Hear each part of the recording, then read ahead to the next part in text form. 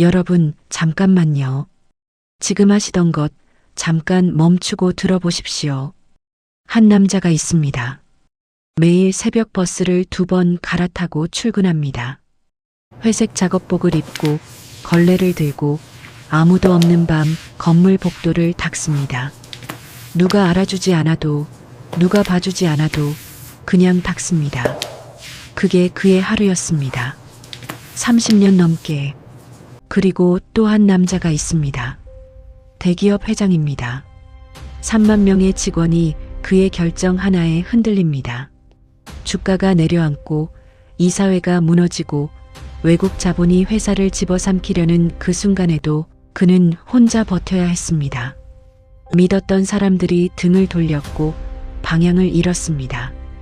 이 두 사람은 같은 건물 안에 있었습니다. 7년 동안 매일. 그러면서도 몰랐습니다. 오늘 이 이야기 끝까지 들어보십시오. 들어가기 전에 구독과 좋아요 눌러주시면 아주 큰 힘이 됩니다. 자, 그럼 시작합니다. 그날 밤 엘리베이터 문이 열렸을 때였습니다. 강준혁 회장은 지하 주차장으로 내려가는 버튼을 누르려다 손을 멈췄습니다. 엘리베이터 안에 누군가 있었습니다. 짙은 회색 작업복을 입은 남자였습니다. 나이는 50 중반쯤 되어 보였고 손에는 걸레가 들려 있었습니다. 엘리베이터 바닥을 닦다가 문이 열리자 황급히 허리를 숙이며 비켜섰습니다. 타십시오. 목소리가 낮고 조용했습니다. 강준혁은 아무 말 없이 안으로 들어갔습니다. 지하 1층 버튼을 눌렀습니다. 그리고 엘리베이터 문이 닫혔습니다. 밤 11시 20분이었습니다. 창밖에는 서울 도심의 불빛이 가득했지만 강준혁의 눈에는 아무것도 들어오지 않았습니다. 오늘 하루 동안 있었던 일들이 머릿속을 꽉 채우고 있었습니다. 이사회 회의실에서 쏟아진 말들, 외국계 펀드 측 변호사가 던진 서류, 임원, 2명의 표정, 주가 전광판의 숫자들, 그 모든 것이 한꺼번에 눌러왔습니다. 엘리베이터가 움직이기 시작했습니다. 그때였습니다. 회장님, 강준혁은 고개를 돌렸습니다. 미화원이 조용히 자신을 바라보고 있었습니다. 눈이 마주쳤습니다. 미화원은 시선을 피하지 않았습니다. 지금 필요한 건 회사를 지키는 게 아니라 먼저 사람을 지키는 것 아닙니까? 강준혁은 아무 말도 하지 못했습니다. 엘리베이터 문이 열렸습니다. 지하 1층이었습니다. 강준혁은 내렸습니다. 뒤를 돌아보지 않았습니다. 그냥 걸었습니다. 주차장 바닥에 차가운 공기가 발끝에서 올라왔고 그의 차는 저 끝에 서 있었습니다. 운전석에 앉았습니다. 시동을 걸지 않았습니다. 그 말이 자꾸 귓속에서 맴돌았습니다. 강준혁이 한성그룹 회장 자리에 오른 건 15년 전이었습니다. 입양 부모였던 강병조 전 회장이 심장마비로 급사하면서 갑작스럽게 승계가 이루어졌습니다. 당시 강준혁은 42이었고 해외 법인에 있다가 급히 귀국했습니다. 그때 이사회에서 그를 반기는 사람은 절반도 되지 않았습니다. 입양된 아들이었으니까요. 피가 섞이지 않은 사람에게 회사를 맡길 수 없다고 대놓고 말하는 임원도 있었습니다. 하지만 강병조 전 회장의 유언장에는 분명히 준혁의 이름이 적혀 있었고 법적 절차는 깔끔하게 마무리되었습니다. 그렇게 15년이 흘렀습니다. 강준혁은 그 세월 동안 회사를 2배 이상 키웠습니다. 해외 법인을 10개 이상 설립했고 반도체 부품 사업 부문에서는 국내 1위를 달성했습니다. 직원 수는 3만 명을 넘었고 협력 하청사까지 포함하면 10만 명에 가까운 사람들이 한성그룹의 이름 아래 생계를 이어갔습니다. 그러나 올해 초부터 흔들리기 시작했습니다. 글로벌 금리 인상 여파로 주가가 내려앉았고 그 틈을 타 해외 사모펀드 하나가 조용히 지분을 사들이기 시작했습니다. 처음에는 미미한 움직임이었습니다. 재무팀도 눈치채지 못했을 정도였습니다. 그러다 어느 날 아침 전화 한 통이 왔습니다. KFP 파트너스입니다. 저희가 현재 한성그룹 지분의 18%를 보유하고 있습니다. 이사회 구성 변경을 요청드리고 싶습니다. 그것이 시작이었습니다. KFP 파트너스는 영국에 본사를 둔 사모펀드였습니다. 표면적으로는 단순한 재무적 투자자를 자처했지만 이들이 들어간 기업들의 결말은 언제나 비슷했습니다. 핵심 자산 분리, 부문 매각, 대규모 구조 조정, 그리고 펀드는 빠져나갑니다. 남는 건 반쪽짜리 회사와 일자리를 잃은 사람들 뿐이었습니다. 강준혁은 그 사실을 알고 있었습니다. 이사회에서 맞붙었습니다. 하지만 예상치 못한 일이 벌어졌습니다. 이사회 내부에서 균열이 생겼습니다. 부사장 2명이 KFP 측 입장에 동조하기 시작한 것입니다. 재무 구조 개선이 필요하다는 명분이었습니다. 하지만 강준혁의 눈에는 달리 보였습니다. 그들은 협상 테이블 반대편에 앉을 준비를 이미 끝낸 사람들이었습니다. 배신이었습니다. 5년을 10년을 함께한 사람들이었는데 주가는 더 내려갔습니다. 22% 하락. 시가총액이 2조 원 이상 증발했습니다. 기관 투자자들이 동요했고 언론은 연일 한성그룹 경영권 위기라는 제목을 달았습니다. 강준혁은 매일 밤 마지막으로 사무실을 나왔습니다. 비서도 다 돌려보내고 혼자 앉아 서류를 들여다보다가 모든 게 뿌옇게 흐려지면 그제야 일어났습니다. 엘리베이터를 탔습니다. 지하 주차장으로 내려갔습니다. 그리고 그날 밤 그 남자와 마주쳤습니다. 이한수는 그날도 혼자였습니다. 밤 10시가 넘으면 건물 안이 조용해졌습니다. 그제야 그의 일이 본격적으로 시작되었습니다. 27층 건물을 아래에서부터 위로 올라가며 복도를 닦고 화장실을 청소하고 유리기둥의 얼룩을 닦아냈습니다. 엘리베이터는 마지막에 닦았습니다. 사람들이 다 빠져나간 다음에야 제대로 닦을 수 있었으니까요. 그날 밤 이한수는 21층 엘리베이터를 닦고 있었습니다. 문이 열렸을 때 회장이 서 있었습니다. 이한수는 급히 비켜섰습니다. 회장이 들어왔습니다. 문이 닫혔습니다. 이한수는 원래 아무 말도 하지 않을 생각이었습니다. 그냥 구석에 서 있으면 되었습니다. 지하 1층까지는 30초도 안 되는 짧은 시간이었습니다. 그런데 회장의 얼굴을 보는 순간 말이 나왔습니다. 스스로도 몰랐습니다. 왜 그 순간 그런 말이 입에서 나왔는지. 오랫동안 이 건물 안에서 일하면서 보아온 것들이 있었습니다. 밤늦게까지 불이 꺼지지 않는 사무실들, 복도에 쌓인 서류 박스들, 이른 아침 엘리베이터 앞에서 무릎을 꺾고 앉아 전화를 받던 젊은 직원, 화장실 칸 안에서 울던 소리, 탕비실에서 들려오던 낮은 목소리들, 다음 달에 팀 전체가 없어진다는 말, 협력사 담당자가 계약 해지 통보를 받았다는 말. 이한수는 다 듣고 있었습니다. 청소를 하면서 들었고 지나가면서 들었습니다. 아무도 미화원에게는 조심하지 않았으니까요. 그 사람들은 이한수가 거기 있다는 것을 몰랐습니다. 아니, 알았지만 신경 쓰지 않았습니다. 그래서 이한수는 누구보다 많은 것을 알고 있었습니다. 회사가 얼마나 불안한지, 어디서 새는지, 어디서 아픈지.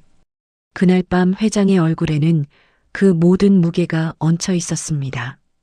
이한수는 그것을 보았습니다. 그리고 말이 나왔습니다. 지하 1층에 내린 회장이 돌아보지 않고 나갔습니다. 이한수는 다시 걸레를 들었습니다. 엘리베이터 바닥을 닦았습니다. 문이 다시 닫혔습니다. 별일 아니었습니다. 그냥 한마디 했을 뿐이었습니다. 다음 날도 일하러 왔고 그 다음 날도 왔습니다. 이한수에게는 그게 전부였습니다. 그런데 사흘 뒤였습니다. 이한수가 15층 복도를 닫고 있을 때였습니다. 엘리베이터 문이 열리더니 누군가 나왔습니다. 고개를 들었습니다. 회장이었습니다. 이한수는 허리를 숙였습니다. 잠깐 시간 됩니까? 회장의 목소리였습니다. 이한수는 멈췄습니다. 자신에게 하는 말인지 확인하려고 고개를 들었습니다. 회장이 자신을 보고 있었습니다. 저 말씀이십니까? 그날 밤에 한 말 기억합니까? 이한수는 대답하지 않았습니다. 기억했습니다. 하지만 대답이 나오지 않았습니다. 사람을 먼저 지켜야 한다고 했는데 죄송합니다. 제가 괜한 말을. 아니요. 회장이 짧게 말을 끊었습니다. 그 말이 맞았어요.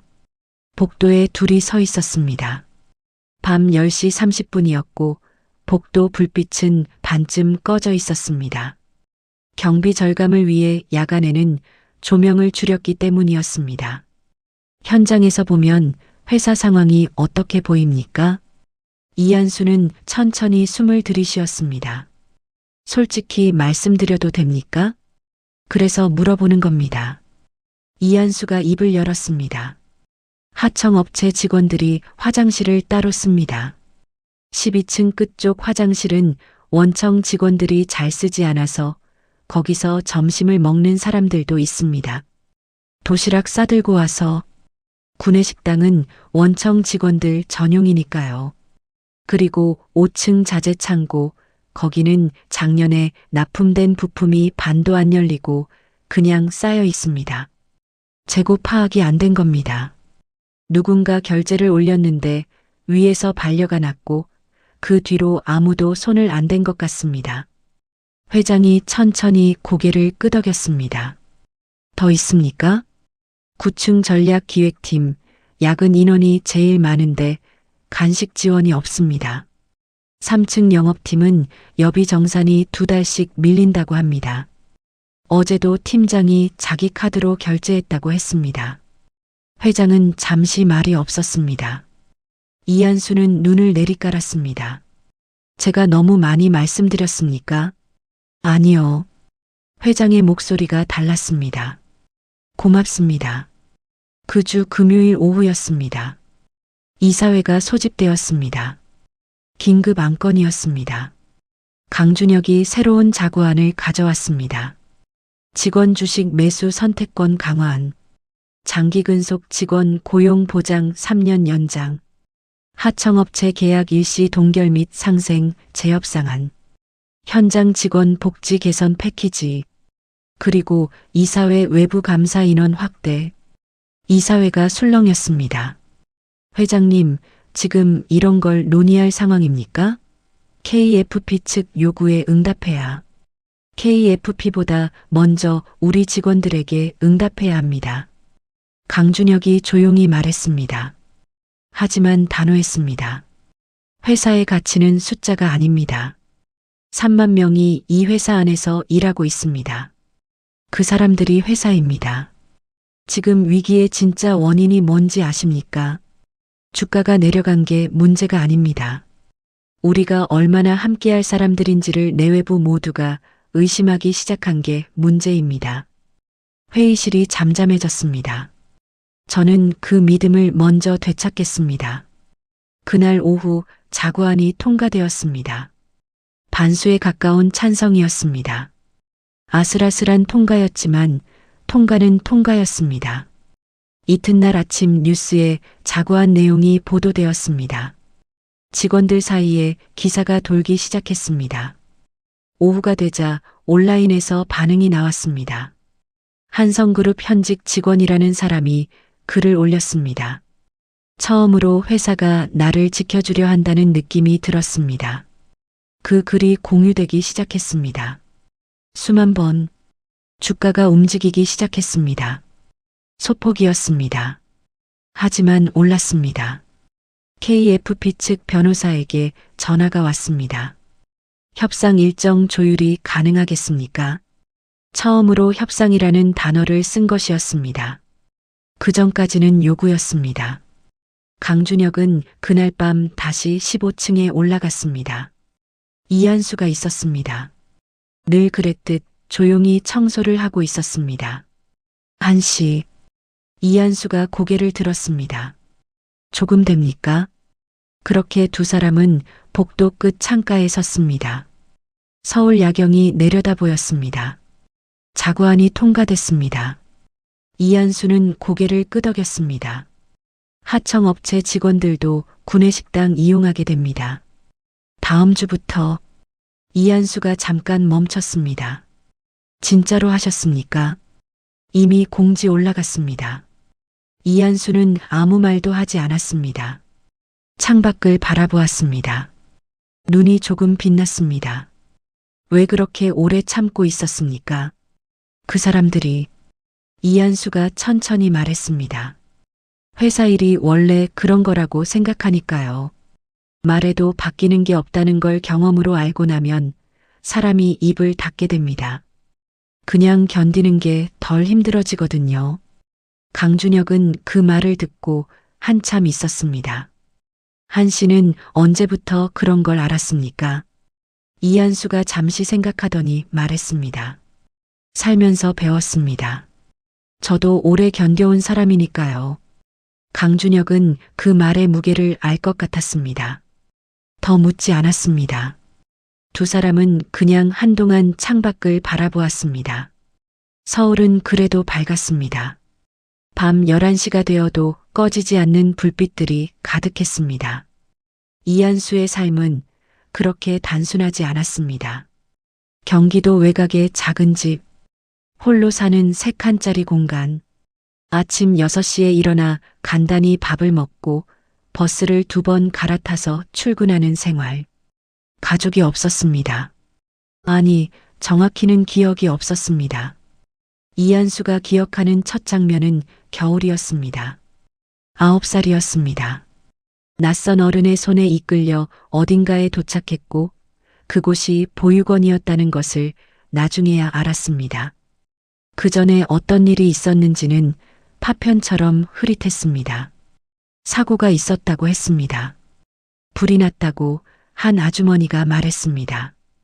이한수가 좀 더 크고 나서 물어봤을 때였습니다. 그 아주머니는 고개를 젓고 더 이상 말하지 않았습니다. 이한수는 그게 전부인 줄 알았습니다. 보육원에서 중학교까지 마쳤습니다. 고등학교는 검정고시로 때웠습니다. 낮에는 일했고 밤에는 공부했습니다. 하지만 공부가 길이 되지는 못했습니다. 돈이 없었습니다. 기술을 배웠습니다. 건물 관리, 청소, 설비 점검, 현장 일을 익혔습니다. 그렇게 30년이 넘었습니다. 이한수가 한성그룹 빌딩 청소 인력으로 배치된 건 7년 전이었습니다. 용역 회사를 통해 들어왔습니다. 처음에는 지하 주차장 담당이었다가 성실하다는 평이 붙어 실내복도 담당으로 바뀌었습니다. 누군가 그에게 물은 적이 있었습니다. 같이 일하는 동료였습니다. 한 씨는 이 일하면서 뭐가 좋아요? 이한수가 잠깐 생각하다가 말했습니다. 더럽던 게 깨끗해지는 거요. 동료가 웃었습니다. 이한수는 웃지 않았습니다.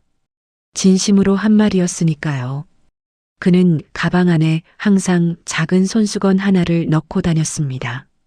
낡은 천이었습니다. 흰색이었는데 오래되어 누렇게 바랬습니다. 한쪽 귀퉁이에 작은 글씨로 뭔가가 수놓아져 있었습니다. 글씨는 오래되어 잘 보이지 않았습니다. 이한수는 그 손수건이 어디서 왔는지 알지 못했습니다. 그냥 어릴 때부터 자신에게 있었습니다. 두 사람의 대화가 이어지는 동안 회사는 조금씩 달라지기 시작했습니다.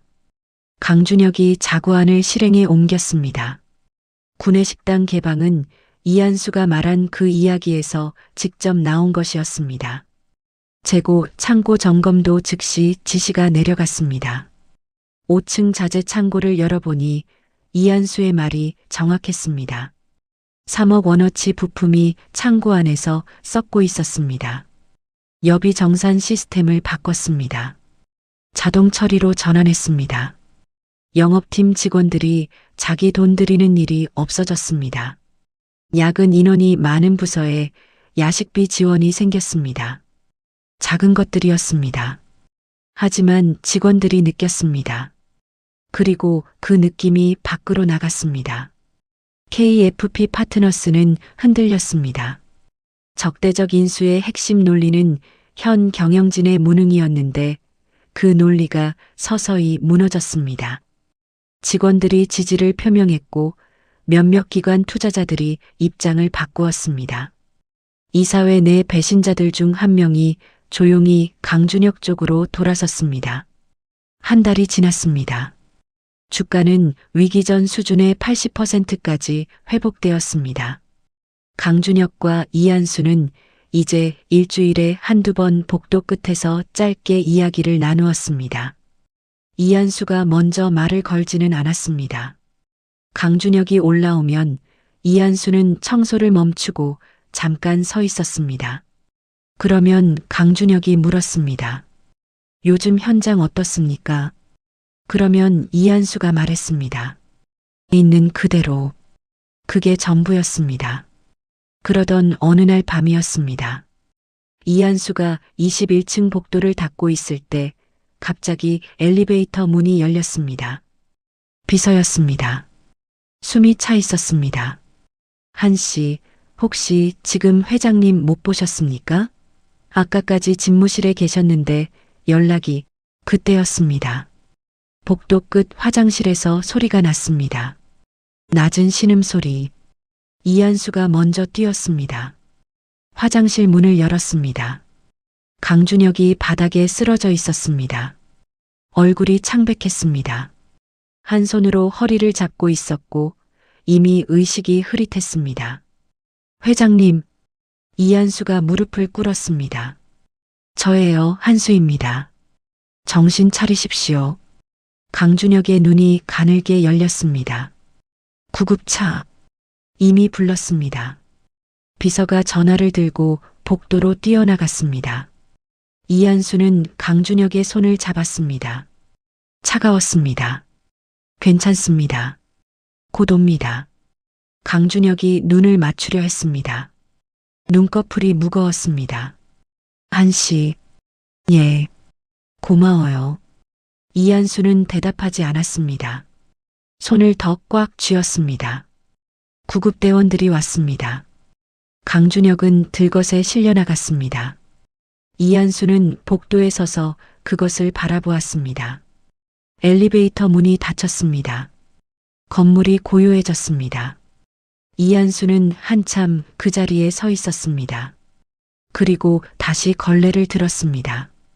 이상하게 손이 떨렸습니다. 병원에서 진단이 나왔습니다. 급성 심부전이었습니다. 만성 과로와 스트레스가 겹쳐 신장 기능이 급격히 저하된 것이었습니다.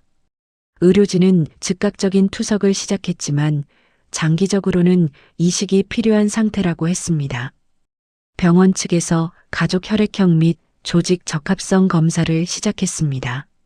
하지만 결과가 좋지 않았습니다.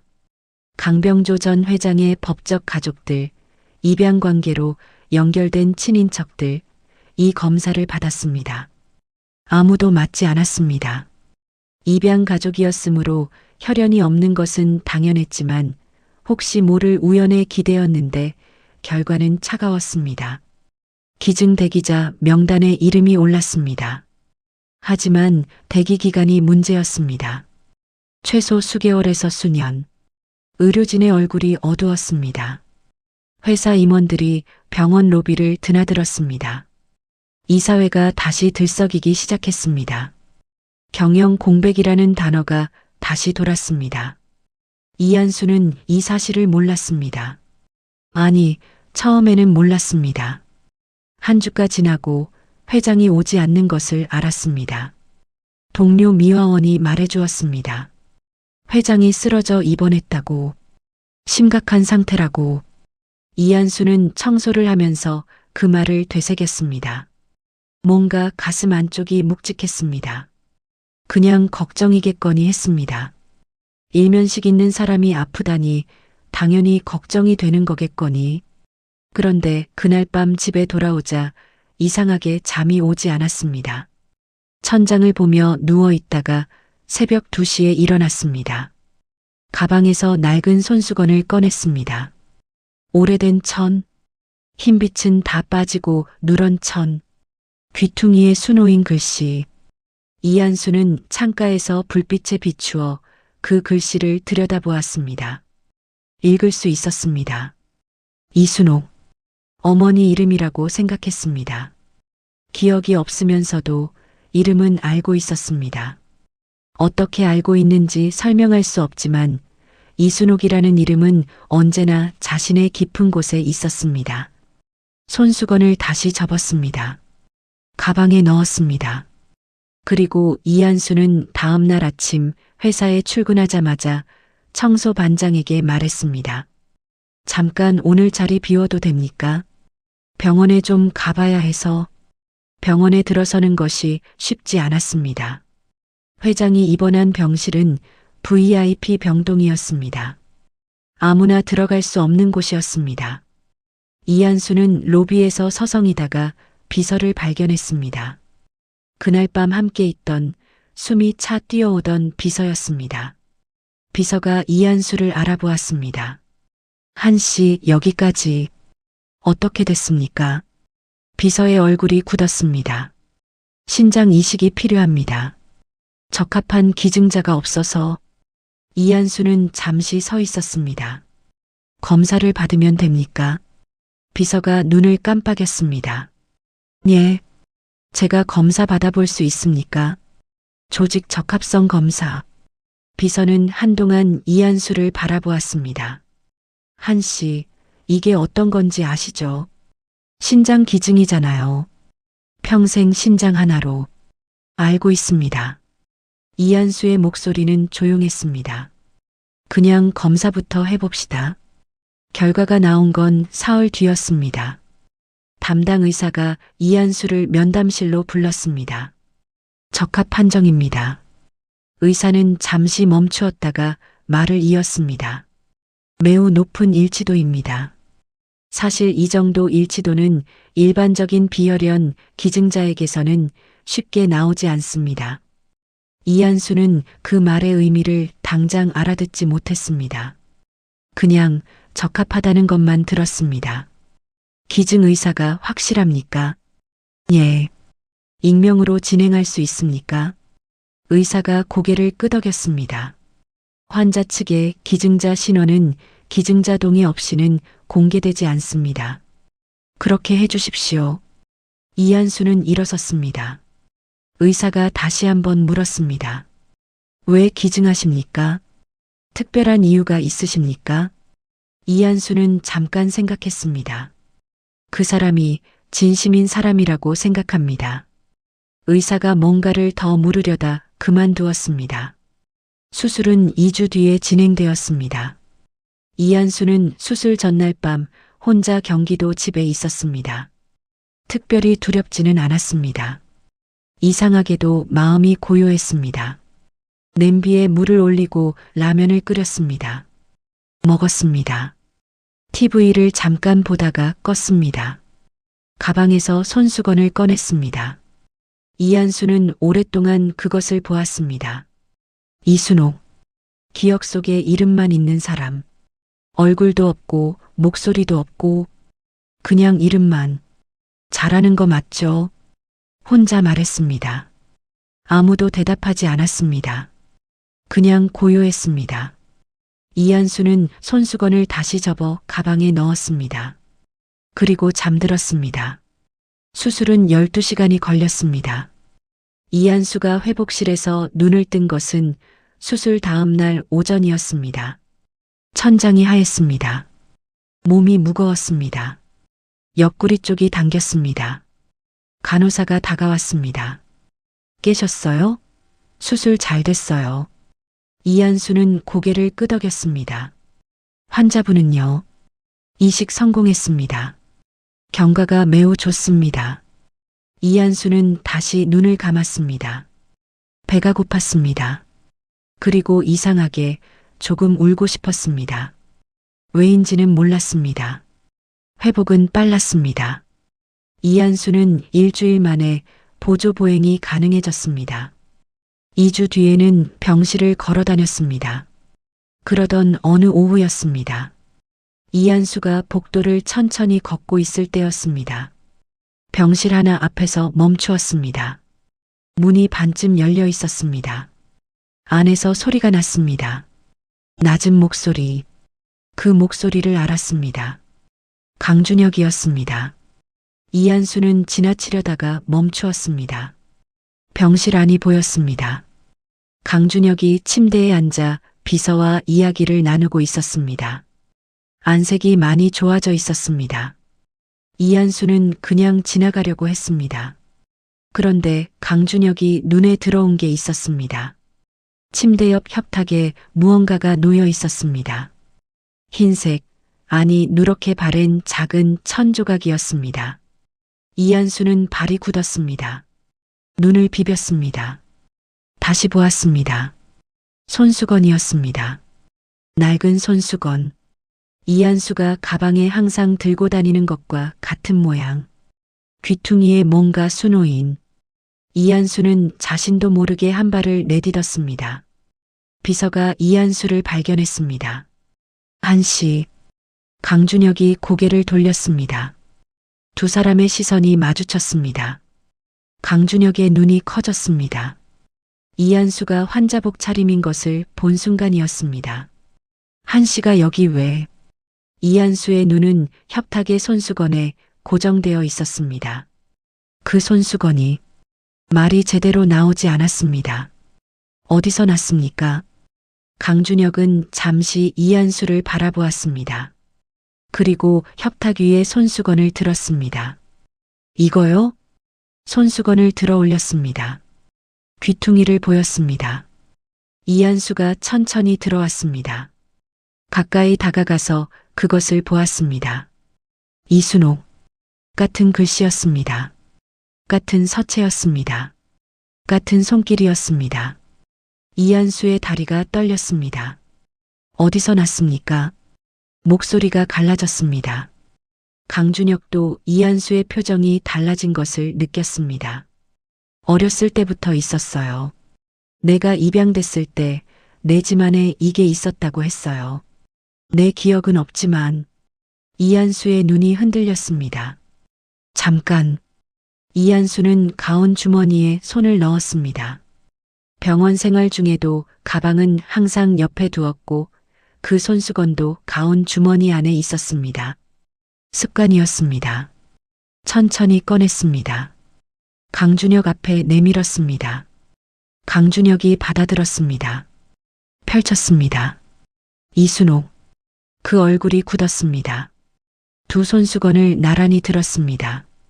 같은 천이었습니다. 같은 수놓음이었습니다.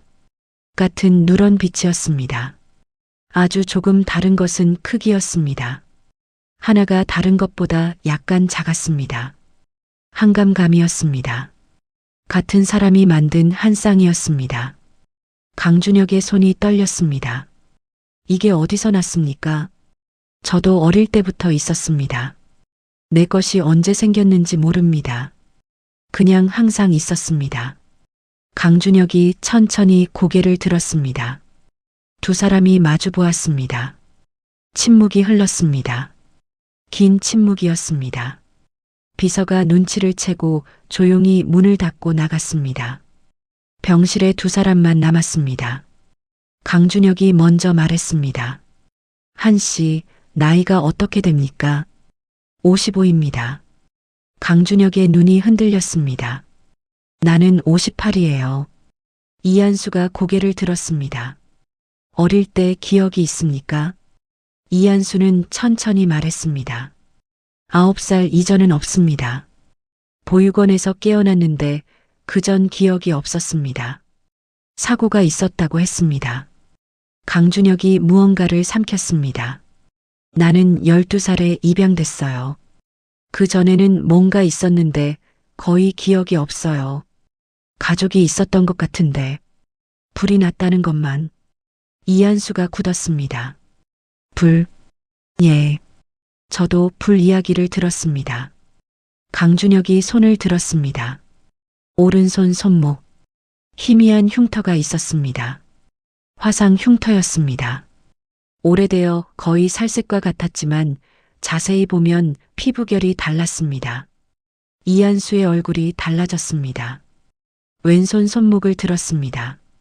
같은 위치에 같은 모양의 흉터가 있었습니다. 강준혁이 그것을 보았습니다. 병실 안이 조용해졌습니다. 숨소리만 들렸습니다. 강준혁의 눈에서 눈물이 흘렀습니다. 천천히, 아무 말도 없이 이한수는 눈물을 참으려 했습니다. 이가 떨렸습니다. 눈 안쪽이 뜨거워졌습니다. 설마, 이한수가 말했습니다. 목소리가 나오지 않았습니다. 설마 형님이십니까? 강준혁의 어깨가 흔들렸습니다. 나도 몰랐어요. 저도 몰랐습니다. 같은 건물에 있었는데, 예. 7년 동안, 예. 강준혁이 천장을 보았습니다. 눈물이 옆으로 흘러내렸습니다. 손으로 닦았습니다. 왜 이제야? 낮은 목소리였습니다. 왜 이렇게 되었는지 이한수는 대답하지 못했습니다. 나는 동생이 있다는 것도 몰랐어요. 입양되고 나서 아무것도 물어볼 수가 없었어요. 입양 부모가 좋은 분들이긴 했는데 그 전 이야기는 꺼내기가 어려웠어요. 그러다가 시간이 지나고 그냥 없는 일이 된 것처럼 살았어요. 이한수의 눈물이 마침내 흘렀습니다. 뜨거웠습니다. 저는 형이 있다는 것을 몰랐습니다. 아무도 말해주지 않았습니다. 혼자인 줄 알았습니다. 동생? 강준혁이 처음으로 그 단어를 썼습니다. 이한수의 가슴이 무너지는 것 같았습니다. 형이라고 불러도 됩니까? 이한수의 목소리가 떨렸습니다. 강준혁이 일어났습니다. 아직 수술 후 회복 중이어서 천천히 일어났습니다. 이한수에게 다가왔습니다. 이한수는 서 있었습니다. 눈물이 뺨을 타고 내려갔습니다. 강준혁이 이한수의 어깨를 잡았습니다. 그리고 끌어안았습니다. 이한수는 처음에 가만히 서 있었습니다. 그러다가 울었습니다. 소리가 나왔습니다. 50년 넘게 혼자 살면서 한 번도 내어본 적 없는 소리였습니다. 꾹꾹 눌러놓은 것들이 한꺼번에 쏟아지는 소리였습니다. 강준혁도 울었습니다. 두 사람이 병실 안에서 오래 울었습니다. 간호사가 문 앞을 지나다가 멈추었다가 다시 걸어갔습니다. 병실 안에는 두 손수건이 침대 위에 나란히 놓여 있었습니다. 이순옥, 이순옥 같은 이름이 두 번이었습니다. 어머니가 두 아들에게 하나씩 만들어준 것이었습니다. 그 뒤로 며칠이 지났습니다. 강준혁은 병원에서 이한수의 방에 찾아왔습니다. 두 사람은 오래 이야기를 나누었습니다. 처음에는 어색했습니다. 당연했습니다. 살아온 세계가 너무 달랐으니까요. 말하는 방식도 달랐고, 앉는 자세도 달랐고, 침묵을 견디는 방법도 달랐습니다. 하지만 이야기를 하면서 하나씩 맞아들어갔습니다. 강준혁이 기억하는 파편들, 나무 냄새가 났던 집, 마당에 있던 수도꼭지, 어머니가 부르던 노래, 밥을 먹던 작은 상, 이한수가 기억하는 파편들, 마당에서 뛰어놀던 것, 형이라고 불렀던 목소리, 불빛이 번지던 기억, 연기 냄새. 둘이 다른 기억을 가지고 있었지만 그 기억들은 같은 장소를 향하고 있었습니다. 어머니 성이 이시셨겠네. 강준혁이 조용히 말했습니다. 이한수가 고개를 끄덕였습니다. 이순옥. 두 사람이 같이 그 이름을 말했습니다. 병실이 잠잠해졌습니다. 찾아봐야지. 강준혁이 말했습니다. 기록이 있을 수 있어. 그때 사고 기록. 어머니가 어떻게 되셨는지. 이한수는 잠시 있다가 말했습니다. 무서운 것도 있습니다. 알아. 그래도 알고 싶어. 나도요. 두 사람은 같이 바깥 창을 바라보았습니다. 병원 창밖에는 가로수가 있었고 늦가을이라 잎이 많이 떨어져 있었습니다. 사실 확인에는 시간이 걸렸습니다. 강준혁의 비서가 나섰습니다. 행정기록, 보육원 기록, 사고 기록을 추적했습니다. 한 달이 지나 확인된 사실은 이것이었습니다. 사고는 강준혁이 12살, 이한수가 9살이던 해 겨울에 있었습니다. 집에 불이 났습니다. 아버지는 그 전에 이미 가족을 떠난 상태였습니다. 어머니 이순옥은 화재 당시 두 아들을 먼저 내보내고 마지막에 나오려다가 연기를 마셨습니다. 병원에서 이틀을 버티다 숨졌습니다. 두 아들은 각각 다른 경로로 보호시설에 맡겨졌습니다. 형은 한 시설에, 동생은 다른 시설에. 형제라는 기록은 남아 있었지만 시설 간 연결이 되지 않았습니다.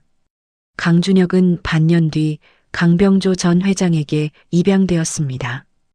이한수는 성인이 될 때까지 보육원에서 지냈습니다.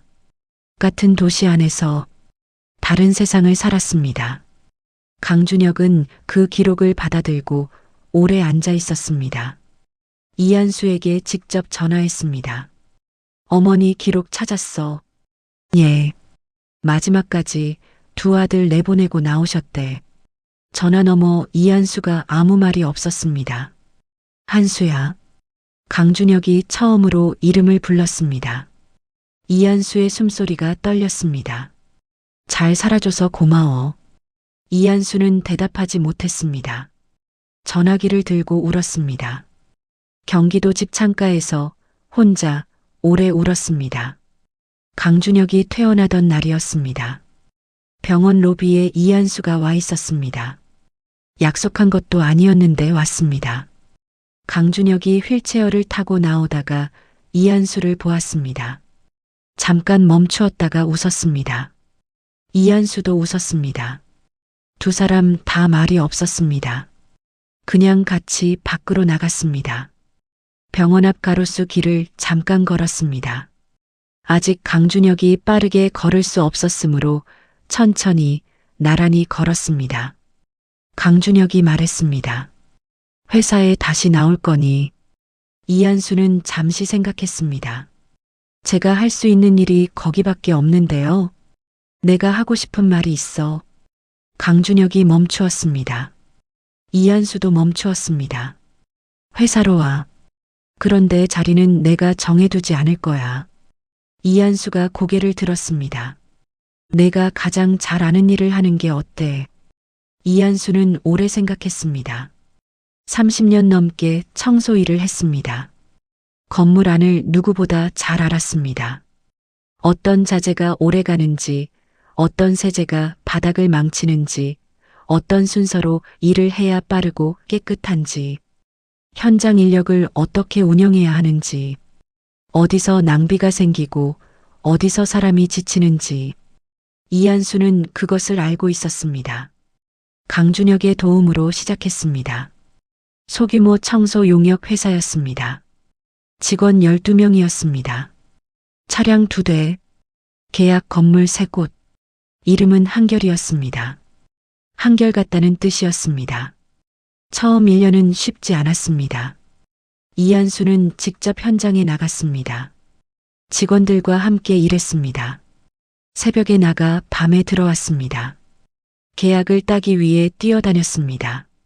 거절도 많이 당했습니다. 작은 회사라서 실적이 없어서 대표가 처음이어서 하지만 이한수는 포기하지 않았습니다. 그것이 그의 방식이었습니다. 오래 꾸준히 2년이 지났습니다. 직원이 50명이 되었습니다. 계약 건물이 25곳이 되었습니다. 이한수는 직원들에게 이렇게 말했습니다. 이 일이 부끄러운 일이 아닙니다. 깨끗하게 만드는 일이 세상에서 가장 기본이 되는 일입니다. 기본이 되는 일을 잘하는 사람이 가장 단단한 사람입니다. 직원들은 그것을 들었습니다. 그리고 이랬습니다. 3년이 지났습니다. 한결은 중소규모 청소 용역사가 되었습니다. 직원이 200명을 넘었고 계약 건물은 전국 각지에 흩어져 있었습니다. 서울 도심 대형 오피스 빌딩들, 경기도 물류센터들, 지방 공공기관들. 이한수는 직원 복지에 집착했습니다. 4대 보험은 기본이었습니다. 식비 지원, 작업복 지급 교체, 장기 근속 휴가, 팀별 회식비, 자녀 학자금 지원, 건강검진 전액 지원, 용역업계에서 낯선 조건들이었습니다.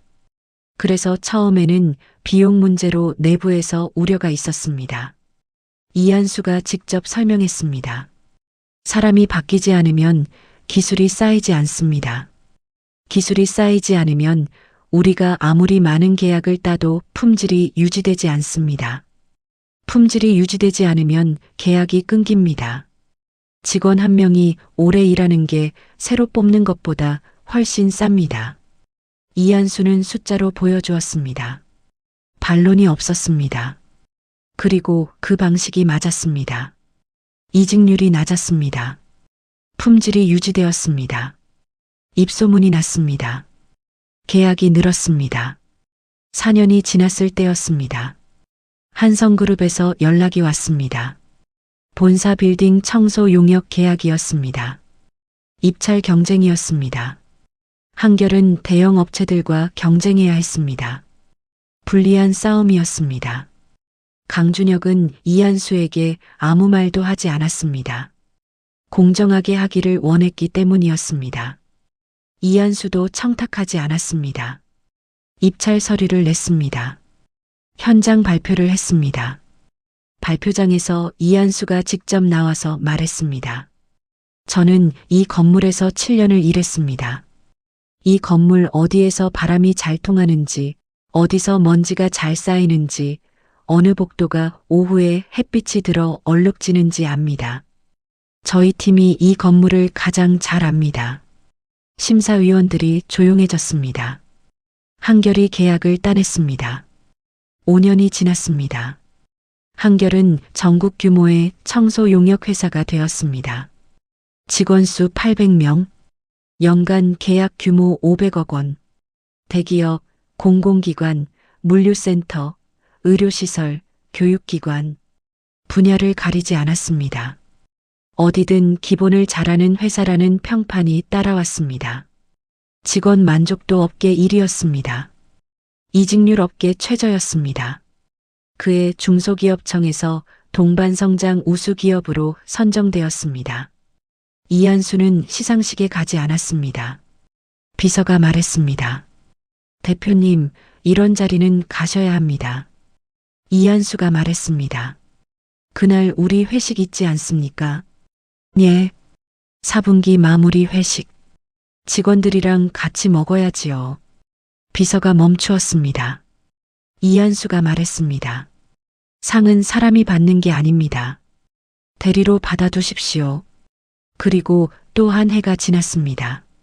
한성그룹 창립 50주년 기념식이 있었습니다. 강준혁이 이한수에게 전화했습니다.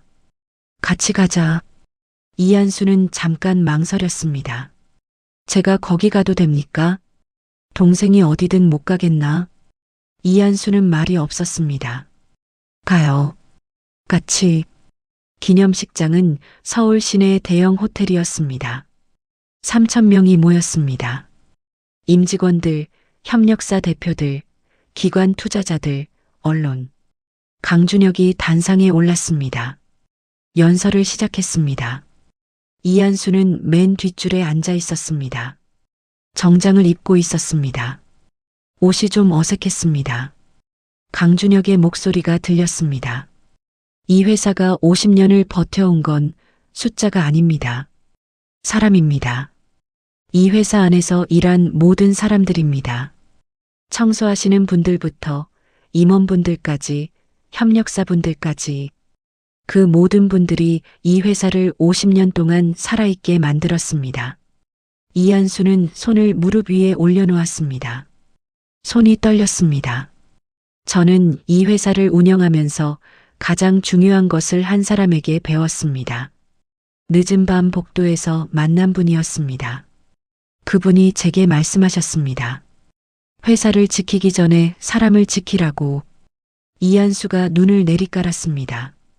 그 말이 이 회사를 바꿨습니다. 그리고 저를 바꿨습니다. 박수가 났습니다. 이한수는 박수 소리 속에서 조용히 앉아 있었습니다. 눈이 뜨거워졌습니다. 꾹 눌렀습니다. 기념식이 끝나고 강준혁이 이한수에게 왔습니다. 두 사람은 행사장 밖으로 나왔습니다. 호텔 정원이었습니다. 늦가을이었습니다. 하늘이 맑았습니다. 강준혁이 이한수 옆에 서서 하늘을 보았습니다. 어머니가 보셨으면 뭐라고 하셨을까? 이한수가 잠깐 생각했습니다. 밥 먹었냐고 하셨겠지요. 강준혁이 웃었습니다. 이한수도 웃었습니다. 잠깐 둘 다 웃었습니다. 그러다가 강준혁이 말했습니다. 배고프다. 이한수도 말했습니다. 저도요. 뭐 먹을까? 이한수가 잠깐 생각하다가 말했습니다. 라면. 강준혁이 이한수를 쳐다보았습니다. 라면? 수술하고 처음 먹고 싶었던 게 라면이었습니다. 강준혁이 다시 웃었습니다. 가자. 두 사람은 정원을 가로질러 걸었습니다. 나란히 어깨가 닿을 만큼 가까이 가로등 불빛 아래로 두 사람의 그림자가 생겼습니다. 같은 키는 아니었습니다. 하지만 같은 방향이었습니다. 어머니가 만들어준 손수건 두 장이 각자의 주머니 안에 있었습니다. 이순옥, 이순옥 같은 이름이 두 사람의 가슴 안에서 조용히 살아 있었습니다. 오늘 이야기는 여기까지입니다. 오늘 이 이야기가 여러분의 마음에 조금이라도 따뜻하게 닿았다면 구독과 좋아요 한번 눌러주십시오. 그 작은 응원이 이런 이야기를 계속 만들어 나갈 수 있는 큰 힘이 됩니다. 그리고 혹시 주변에 오늘 같은 이야기가 필요한 분이 계시다면 이 영상을 함께 나눠주십시오. 다음에도 여러분의 가슴에 오래 남는 이야기로 찾아뵙겠습니다. 오늘도 들어주셔서 감사합니다.